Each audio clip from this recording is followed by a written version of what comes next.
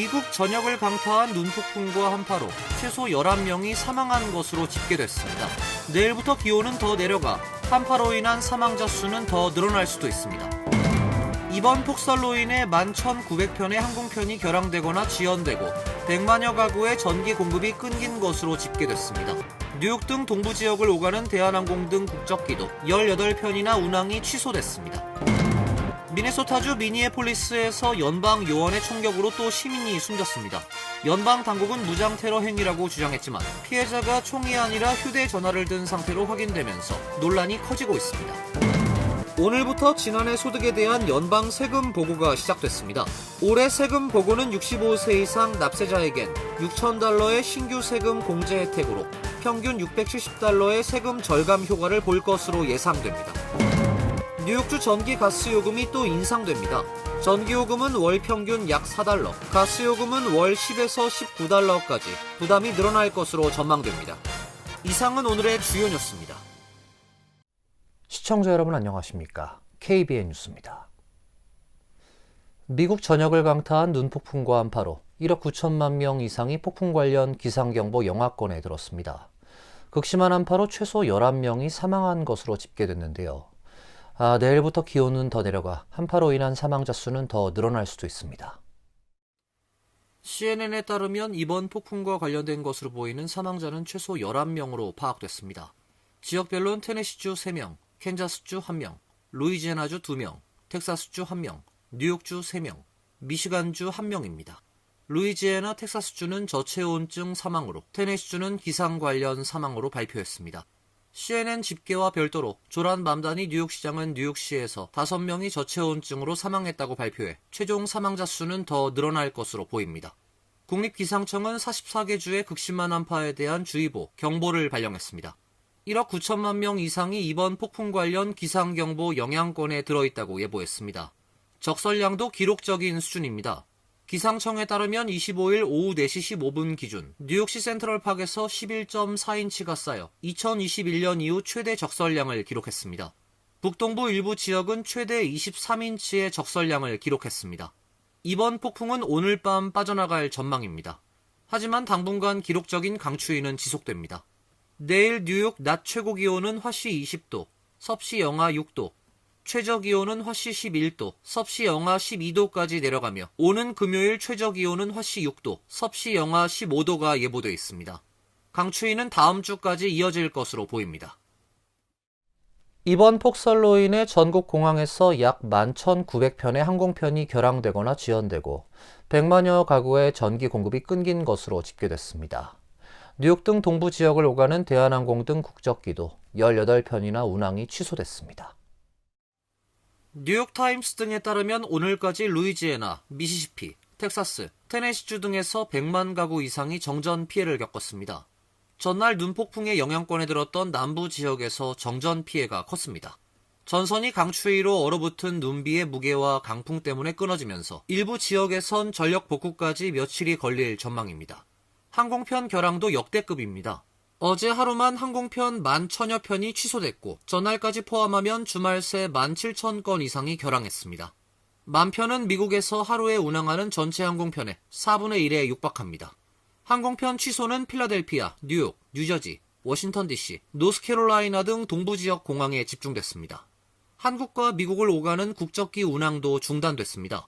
대한항공, 아시아나항공, 에어프레미아는 겨울 폭풍의 영향으로 총 18편을 결항 조치했습니다. 대한항공은 오늘까지 예정된 미국 노선 항공편 14편을 취소했습니다. 아시아나항공은 뉴욕행 항공기 2편을, 에어프레미아도 뉴저지 뉴아크행 항공기 2편을 취소했습니다.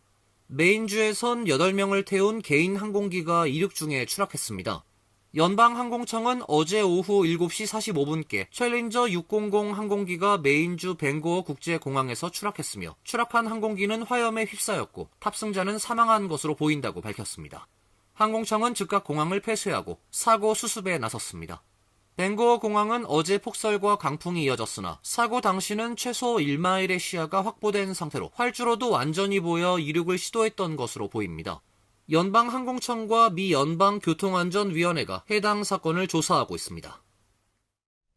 미네소타주 미니애폴리스에서 연방 요원의 총격으로 또 시민이 숨졌습니다. 연방 당국은 무장 테러 행위라고 주장을 했지만 피해자가 총이 아니라 휴대전화를 든 상태로 확인되면서 논란이 커지고 있습니다. 미네소타주 미니애폴리스 이민 단속 현장에서 한 남성이 휴대전화로 단속 장면을 찍고 있습니다. 상황이 급박해진 가운데 단속 요원들이 최루가스를 뿌리며 이 남성을 제압했고 곧이어 여러 발의 총성이 돌리고 남성은 그 자리에서 숨졌습니다. 사망자 알렉스 프레티는 37살 미국 시민권자로 미니애폴리스 재향군인병원에서 근무하던 중환자실 간호사였습니다. 연방 당국은 조사도 진행되지 않은 상태에서 국내 테러로 규정했습니다. 총기로 단속 요원들을 위협한다는 이유를 들었습니다. 크리스티놈 국토안보부 장관은 이 인물은 무기와 탄약을 가지고 연방법 집행작전을 저지하려 했으며 이는 국내 테러 행위라고 주장했습니다. 하지만 주요 언론들은 연방 정부의 설명이 현장 영상과 모순되는 지점이 많다며 의혹을 제기했습니다. 프리티가 총이 아닌 휴대전화를 손에 들고 있었고 소지하던 총기를 뺏긴 이후 비무장 상태에서 연방 요원의 총격을 받았다는 주장입니다. 공화당 내부에서도 총기 소지는 사살의 사유가 될 수 없다는 비판이 공개적으로 제기되고 있습니다. 미네소타 주 정부는 연방 정부가 사건 경위를 왜곡하고 있다며 당장 이민 단속 요원들을 철수시킬 것을 거듭 요청했습니다. 17일 만에 또다시 발생한 총격 사건으로 시위가 격화되는 가운데 연방 정부와 주 정부의 갈등 역시 정면 충돌로 치닫고 있습니다. 미국 사업부문 매각이 완료된 틱톡이 이민 정보를 포함한 개인정보 수집 방침을 고지하면서 이용자들 사이에서 우려가 확산되고 있습니다. 전문가들은 표준적인 법률 문구라고 설명을 했지만 이민 단속을 둘러싼 논란이 커지면서 정부의 잠재적 감시를 우려하고 있습니다. IT 전문 매체 테크크런치에 따르면 최근 미국 합작 법인 신설을 완료한 틱톡은 이용자들에게 새 개인정보 보호 정책에 대한 동의를 구했습니다. 개정된 정책은 틱톡이 수집할 수 있는 이용자의 민감 정보로 성생활과 성적 지향, 트랜스젠더 등 여부, 시민권 또는 이민 정보 등을 명시했습니다. 이용자들은 SNS에 이 같은 내용을 알리며 틱톡에서 탈퇴하고 앱을 지울 것을 종용했습니다. 일부는 이를 근거로 틱톡을 이용하는 것이 IC 등 이민 단속기관의 데이터베이스를 제공하는 것이라고 주장하기도 했습니다. 전문가들은 이와 같은 개인정보 정책이 캘리포니아주의 개인정보 권리법과 소비자 개인정보 보호법 등에 따른 표준적인 문구일 뿐이라고 설명했습니다. 이전 판인 2024년 8월자 틱톡의 개인정보 보호 정책에도 이번에 논란이 된 민감 정보를 수집한다는 내용이 포함되어 있습니다. 이용자들이 틱톡에 자신의 촬영물이나 일상을 공유하는 과정에서 자연스럽게 포함될 수 있는 민감 정보를 모두 열거한 것일 뿐이란 것입니다. 그러나 테크크런치는 최근 트럼프 행정부의 이민 단속을 둘러싼 논란을 언급하면서 지금은 미국인들이 중국의 감시보다 자국 정부의 잠재적 감시를 더 우려하고 있다고 지적했습니다. 다른 IT 매체 와이어드는 이번에 개정 정책에서 정밀 위치 정보와 인공지능과 주고받은 대화 내용 등의 추가 수집이 명시됐다고 설명했습니다. 트럼프 행정부가 연방 정부 각 부처에 뉴저지와 뉴욕 등 민주당 성향 14개 주 정부를 대상으로 지급된 연방 자금에 대해 대대적인 재검토를 지시해 논란이 일고 있습니다. 폴리티코 등이 입수해 공개한 예산관리국 지침엔 국방부와 보훈부를 제외한 모든 연방정부 부처에 뉴욕과 뉴저지 등 14개 주 정부와 워싱턴 DC에 제공된 모든 연방 보조금과 대출, 계약 등에 대해 재검토하라는 지시가 담겼습니다. 20일자로 작성된 해당 지침엔 이번 검토를 통해 파악된 정보는 특정 주 정부 및 지방 정부에 대한 자금 지원 범위를 정확히 파악하는 데 활용될 것이라며 이는 해당 연방 자금이 부당하게 쓰이는 것을 막기 위한 노력의 일환이라고 명시돼 있습니다.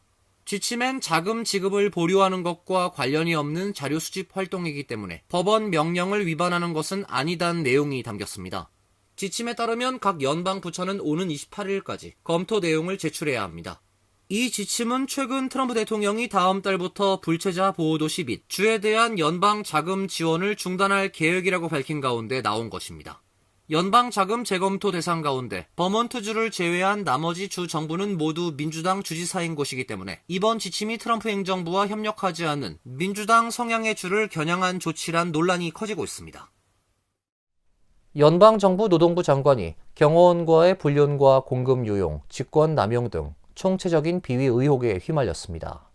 장관의 한국계 비서실장도 같은 혐의로 직무가 정지됐습니다. 뉴욕타임스는 로리 차베스 디레머 노동부 장관과 부적절한 관계를 맺었다는 의혹을 받는 경호 담당 직원이 직무에서 배제됐다고 어제 보도했습니다. 이번 스캔들은 차베스 디레머 장관이 기혼 상태인데도 부하 직원과 부적절한 관계를 맺었다는 진정서가 노동부 감찰관실에 접수되면서 시작됐습니다. 진정서에 따르면 장관은 자신의 워싱턴 DC 아파트에 해당 직원을 3차례, 출장 중 호텔에 2차례나 들였습니다. 특히 지난해 10월엔 라스베가스의 한 카지노 리조트에서 함께 시간을 보낸 정황도 포착됐습니다. 다른 의혹도 불거졌습니다. 장관의 최측근인 한국계 한지훈 비서실장과 리베카 라이트 부비서실장도 다른 스캔들의 핵심 인물로 지목돼 직무가 정지됐습니다. 이들은 장관의 개인적인 친구나 가족을 만나기 위한 목적의 출장을 공무로 위장하는 데 관여했다는 혐의를 받고 있습니다. 실제로 장관의 공식 출장 53건 중 10건은 가족이 거주하거나 개인적 연고가 있는 주에 집중된 것으로 드러났습니다. 직권을 남용해 정부 보조금 지급에 압력을 행사했다는 의혹도 제기됐습니다. 비서실장과 부비서실장이 장관의 정치적 입지를 강화하고 후원자들에게 잘 보이기 위해 특정 단체에 보조금이 돌아가도록 직원들을 압박했다는 추가 진정서가 최소 2건 이상 접수됐습니다. 백악관은 불만을 품은 전직 직원이 제기한 근거 없는 주장이라며 장관 엄호에 나섰습니다. 변호인은 장관은 어떠한 위법 행위 의혹도 부인한다며 감찰관실의 공정한 조사를 통해 진실이 밝혀지길 기대한다고 밝혔습니다. 오늘부터 지난해 소득에 대한 연방 세금 보고가 시작됐습니다. 올해 세금 보고는 65세 이상 납세자에겐 $6,000의 신규 세금 공제 혜택이 제공되는데요. 시니어들은 평균 $670의 세금 절감 효과를 볼 것으로 예상됩니다. 2025년 세금 보고가 오늘부터 시작되는 가운데 소득 요건을 충족할 경우 65세 이상은 개인당 최대 $6,000, 부부는 최대 $12,000까지 공제가 가능합니다. 백악관 경제자문위원회는 이번 공제로 시니어 납세자는 평균 $670의 세금을 절감할 것으로 내다봤습니다. 특히 연소득 $44,000에서 $75,000 사이, 즉 22% 세율 구간의 납세자는 1인당 최대 $1,320까지 절세 효과가 가능한 것으로 분석됐습니다. 이번 세금 공제는 2028년까지 한시적으로 시행됩니다. 의약품과 식료품 등 필수 생활비 상승으로 재정 부담이 커진 시니어의 세금 부담을 완화하는 것이 목적입니다. 수혜 대상은 2025년 12월 31일까지 65세가 되는 납세자입니다. 독신은 조정 총소득 기준 $75,000 미만일 경우 $6,000 전액 공제가 가능하며 부부 공동 보고자는 $175,000 미만이면 $12,000 전액 공제를 받을 수 있습니다. 기준 소득을 초과하면 공제액은 단계적으로 줄어듭니다. 소득 기준을 $1 초과할 때마다 공제액은 6센트씩 감소해 독신은 $175,000, 부부 공동 보고자는 $250,000를 넘기면 혜택이 사라집니다. 이번 시니어 세금 공제는 항목별 공제뿐 아니라 표준 공제를 선택한 경우에도 적용됩니다. 기존 시니어의 추가 공제 $2,000를 포함하면 65세 이상 독신 보고자는 최대 $23,750, 부부 공동 보고 시에는 최대 $46,700까지 공제가 가능합니다. 뉴욕주 전기 가스요금이 또 인상됩니다. 전기요금은 월 평균 약 $4, 가스요금은 월 $10에서 $19까지 부담이 늘어날 것으로 전망됩니다. 전문가들은 에너지 절약과 공공요금 지원 프로그램 활용을 통해 시민들의 부담을 줄일 필요가 있다고 강조했습니다. 뉴욕주 공공서비스위원회가 22일 콘 에디슨의 전기 가스요금 인상을 승인했습니다. 이번 결정에 따라 콘 에디슨이 전기를 공급하는 뉴욕시 및 인근 지역 거주자의 전기요금은 올해 3.5%, 2027년 3.2%, 2028년 3.1% 인상됩니다. 가스요금은 올해 4.4%, 2027년 5.7%, 2028년 5.6% 올라갑니다. 주민들의 전기요금은 월 평균 약 $4, 가스요금은 월 $10에서 $19까지 부담이 늘어날 것으로 전망됩니다. 이번 요금 인상은 올해 1월 1일부터 소급 적용됩니다. 승인 시점은 22일이지만 고객들은 1월 1일부터 인상된 요금을 반영한 청구서를 받게 된다는 의미입니다. 콘 에디슨과 위원회는 요금 인상 이유로 노후 인프라 유지, 안정적인 전력 가스 공급, 청정에너지 전환 투자 필요성을 들었습니다. 회사 측은 서비스 안정과 장기적 인프라 개선을 위해 불가피한 결정이라고 설명했습니다. 시민단체와 일부 정치인들은 강하게 반발하고 있습니다. 정치권은 생활비 부담이 이미 높은 상황에서 요금 인상은 부당하다고 지적이 잇따르고 있으며 주민들 역시 전기 가스 요금이 이미 전국 평균보다 높다며 불만을 나타냈습니다. 이번 최종 결정은 당초 콘 에디슨이 신청한 두 자릿수 인상률보다 낮춰진 합의안입니다. 위원회는 수천 건의 공공 의견을 반영해 시민 부담을 일부 완화하는 방향으로 결정했다고 설명했습니다. 이어서 간추린 소식입니다. 연방 정부의 셧다운 가능성이 커졌습니다. 미네소타주 총격 사건으로 그간 연방 의회에서 공화당과 민주당이 협상을 벌여오던 정부 세출 승인 6개 법안 패키지의 통과에 민주당 상원 의원 일부가 추가로 반대로 돌아섰습니다. 민주당 상원 의원들은 패키지에 IC 지출 100억 달러를 포함해 DHS 지출 644억 달러가 반영된 점을 들어 이 부분은 결코 통과시킬 수 없다는 입장입니다. 의원들의 입장 변화가 없다면 패키지 법안의 상원 통과는 어렵게 됩니다. 척 슈머 상원 민주당 원내대표 역시 패키지 통과에 반대 입장을 밝혔습니다. 패키지는 하원에선 이미 통과됐으며 당시 민주당 하원 의원 213명 중 206명은 반대표를 던졌습니다. 1월 30일까지 패키지가 통과되지 않을 경우 일부 정부 기관의 사업이 중단되거나 축소될 전망입니다. 지난 2023년 조지아주 로렌스빌 지역 한 주택에서 집단 종교 생활을 하던 단체 그리스도의 군사들과 관련해 한국인 여성 조세희 씨가 숨진 사건을 두고 법원이 한인 용의자들에 대한 살인 혐의 등을 대부분 기각했습니다. 검찰이 제기한 살인, 조직범죄법 위반 등 핵심 혐의가 받아들여지지 않으면서 향후 재판 향방이 불투명해졌습니다. 귀넷 카운티 수피리어 법원에 따르면 타멜라 애킨스 판사는 기소장의 법 위반 사실이 충분히 특정돼 있지 않다며 기각 신청 배경을 밝혔습니다.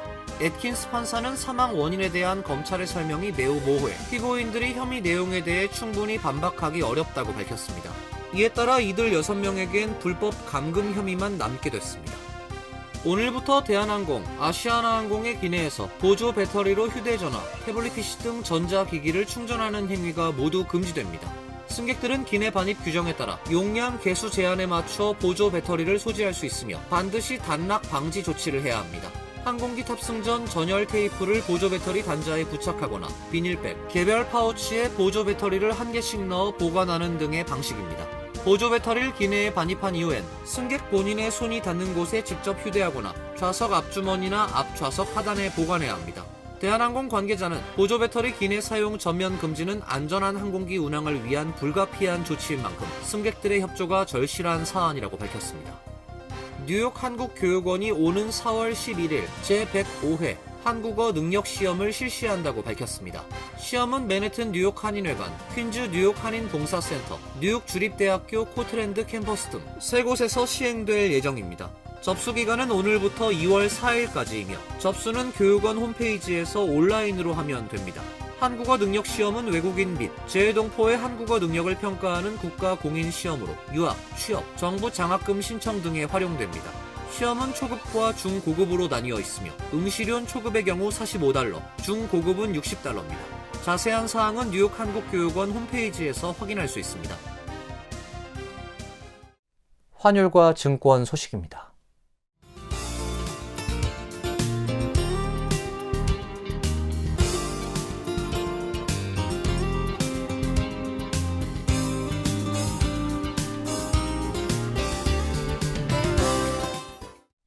이어서 날씨입니다. 내일은 대체로 맑은 가운데 추운 날씨가 예상됩니다. 낮 최고 기온 20도, 섭씨 영하 6도, 밤 최저 기온은 11도, 섭씨 영하 12도로 예상됩니다.